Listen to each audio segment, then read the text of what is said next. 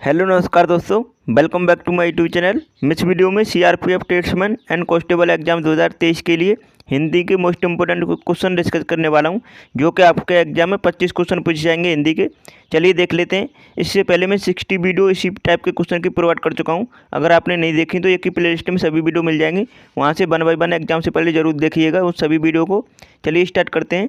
First question का answer बताएंगे आप सभी। निम्नलिखित में से शुद्ध वर्तनी वाला शब्द कौन सा है? आपको बताना है इनमें से शुद्ध वर्तनी वाला शब्द कौन सा है। ऑप्शन एलिमिनेट करके भी आंसर दे सकते हैं आप। तो देखो, अध्ययन नहीं हो सकता, ये नहीं हो सकता, ये भी नहीं हो सकता। अध्ययन कौन सा सही है? C option. C option correct लिखा है, अध्ययन। नेक्स्ट क्वेश्चन का आंसर बताएंगे। दूसरा क्वेश्चन है, संधियाँ 3 प्रकार की होती हैं, निम्नलिखित में से कौन सा एक संधि का प्रकार नहीं है? आपको बताना है इनमें से कौन सा एक संधि का प्रकार नहीं है। तो देखो, यहाँ पे ऑप्शन एलिमिनेट करके भी आंसर दे सकते हैं आप। अगर आपको संधि का पता है कि कौन कौन सी संधि होती हैं, स्वर संधि होती है, व्यंजन संधि होती है, विसर्ग संधि होती है, अनुस्वार संधि नहीं होती है, तो करेक्ट आंसर हो जाता है डी ऑप्शन। तो इस करेक्ट आंसर डी ऑप्शन हो जाता है। इस तरह आंसर कर सकते हैं आप। तीसरे क्वेश्चन का आंसर बताओ। निम्नलिखित में से शुद्ध वर्तनी वाला शब्द कौन सा है? शुद्ध वर्तनी वाला शब्द बताओ कौन सा है इनमें से। तो देखो, उत्तरदायी ये गलत लिखा है, उत्तरदायी ये भी गलत लिखा है। और देखो, यहाँ पर दोनों ऑप्शन ये सही हो जाते हैं, क्योंकि बाई मिस्टेक ये दोनों सही लिखे गए हैं। तो उत्तरदायी इस तरह लिखा जाता है, तो बी ऑप्शन सही है। ठीक है, सी भी सही है, क्योंकि दोनों एक जैसे हैं। अगले क्वेश्चन का आंसर बताएंगे। चौथे क्वेश्चन का आंसर बताओ। निम्नलिखित में से कौन सा व्यंजन संधि का उदाहरण नहीं है? आपको बताना है इनमें से कौन सा व्यंजन संधि का उदाहरण नहीं है। तो देखो, जगदम्बा ये है, संतोष भी सही है, अहंकार भी सही है, व्यंजन संधि के उदाहरण है, लेकिन विद्यालय नहीं है। तो बी ऑप्शन इसका राइट आंसर हो जाता है, ध्यान रखिएगा। पाँचवा क्वेश्चन का आंसर बताओ। पंचवटी में कौन सा समास है? तो पंचवटी में आपको कौन सा समास दिख रहा है? राइट आंसर बताएं। तो आपको दिख रहा है, पहले पहले ही उससे पता चल रहा है स्टार्टिंग से कि पंच पंच मतलब ये द्विगुणी समास है। द्विगुणी समास मतलब संख्या जिसमें व्यक्त की जाए तो वो द्विगुणी समास में आता है। तो कौन सा हो जाता है? C option. अगले क्वेश्चन का आंसर बताएंगे। छठवां क्वेश्चन है, अधिकारी में उपसर्ग कौन सा है? तो अधिकारी में उपसर्ग कौन सा है? तो इसका राइट आंसर है आधे, उपसर्ग है आधे। तो बी ऑप्शन इसका राइट आंसर हो जाता है। सातवें क्वेश्चन का आंसर बताएंगे सभी। आपके एग्जाम में इसी टाइप के क्वेश्चन पूछे जाते हैं, सिंपल से बहुत ही, लेकिन आपको ध्यानपूर्वक आंसर करने की ज़रूरत होती है। एग्जाम में इतना प्रेशर रहता है कि सिंपल क्वेश्चन को भी गलत करके चले आते हैं जल्दबाजी में, तो वो आपको गलती नहीं करनी है। इसीलिए मैं आपको एग्जाम से पहले प्रैक्टिस करा रहा हूँ। सातवें क्वेश्चन का आंसर बताओ। निम्नलिखित में से किस शब्द में अ उपसर्ग नहीं लगा है? तो अ उपसर्ग किस में नहीं लगा है? तो इसका राइट आंसर बताएं। तो देखो, अखत में लगा है, अवैध में लगा है, अचूक में भी लगा है। एक ही ऑप्शन बचता है अनुज। अनुज में अ उपसर्ग नहीं लगा है, तो करेक्ट आंसर है डी ऑप्शन। नेक्स्ट क्वेश्चन का आंसर बताएंगे। आठवां क्वेश्चन है, प्रश्न चिन्ह कौन सा है? तो प्रश्नवाचक चिन्ह कौन सा दिख रहा है? आप सभी बता देंगे इसका राइट आंसर। तो यह है बी ऑप्शन। बी ऑप्शन में प्रश्नवाचक चिन्ह दिख रहा है, क्योंकि देखो, यहाँ से भी देख सकते थे, ये भी तो है। अब देखो, पूर्ण विराम चिन्ह कौन सा है? ये ऑप्शन है। और विस्मय बोधक चिन्ह कौन सा है? यह है। और अर्धविराम डी है। तो इसे ध्यान रखना, ये चिन्ह भी पूछे जाते हैं हिंदी में। 9वें क्वेश्चन का आंसर बताएंगे। आसमान फट जाना मुहावरे का सही अर्थ क्या है? तो आसमान फट जाना मुहावरे का सही अर्थ क्या है? अचानक आफत आ पड़ना। तो इसका राइट आंसर है डी ऑप्शन। मैं आपको सभी टॉपिक से कवर करने वाला हूँ, मतलब इस वीडियो में सभी क्वेश्चन को।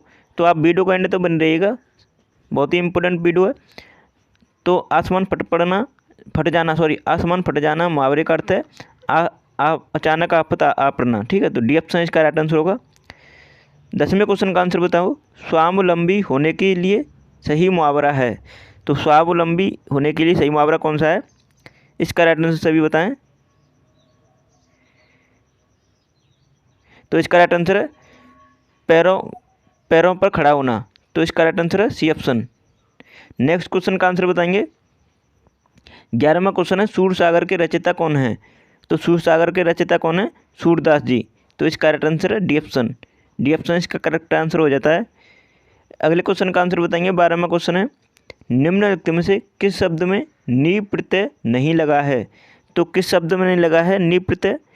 तो देखो यहाँ पे शेरनी में लगा है, मोरनी में भी लगा है और कुटनी में भी प्रत्यय लगा है नी वाला। अब देखो नौकरानी में नहीं लगा है। करेक्ट आंसर है डी, सी ऑप्शन। इसमें आपको एक बार प्रैक्टिस करने की ज़रूरत होती है, मतलब अगर आप अच्छी प्रैक्टिस किए हुए हैं तो आपको क्वेश्चन कभी गलत नहीं कर सकते इस टाइप के में। नेक्स्ट क्वेश्चन का आंसर बताएंगे। 13वां क्वेश्चन है, निम्नलिखित में से कौन सा शब्द तत्सम नहीं है। आपको बताना है इनमें से कौन सा शब्द तत्सम नहीं है। देखो कपाट तत्सम है, कीटक भी तत्सम है, कुंभकार भी तत्सम है। एक ही ऑप्शन बचता है कूची, कूची में तत्सम शब्द नहीं है, तो सी ऑप्शन इसका राइट आंसर है। अगले क्वेश्चन का आंसर बताएंगे। 14वां क्वेश्चन है, निम्नलिखित में से कौन सा शब्द तद्भव है। तो तद्भव शब्द बताओ कौन सा है। तो देखो पक्ष तद्भव है, पक्षी तद्भव है और पत्तन, सॉरी यहाँ पे बाई मिस्टेक यहाँ पे तद्भव शब्द पूछा है तो पत्ता तद्भव शब्द है, ओनली पत्ता तद्भव शब्द है, लेकिन यहाँ पे ये पक्षी पक्ष ये पत्तन ये नहीं है, ठीक है। तो इसका राइट आंसर क्या होगा, डी ऑप्शन इसका करेक्ट आंसर है, ध्यान रखिएगा। अगले क्वेश्चन का आंसर बताएंगे। 15वां क्वेश्चन है, निम्नलिखित में से कौन सा शब्द तत्सम है। अब तत्सम पूछा है तो देखो शोभन, शोभन शब्द है तत्सम, तो करेक्ट आंसर है बी ऑप्शन इसका। नेक्स्ट क्वेश्चन का आंसर बताएंगे। अगर आपने अभी तक हमारा चैनल सब्सक्राइब नहीं किया है तो प्लीज़ चैनल को सब्सक्राइब कर लीजिएगा और प्लीज़ वीडियो को लाइक कर दीजिएगा, क्योंकि इतना तो कर ही सकते हो, जिससे मैं आपके लिए कंटिन्यू वीडियो प्रोवाइड करता हूँ, तो इतना तो आप कर ही सकते हो। 16वां क्वेश्चन है, उत्पत्ति के आधार पर शब्दों के 4 भेद किए गए हैं, निम्नलिखित में से कौन सा भेद गलत है। आपको बताना है कौन सा भेद गलत है।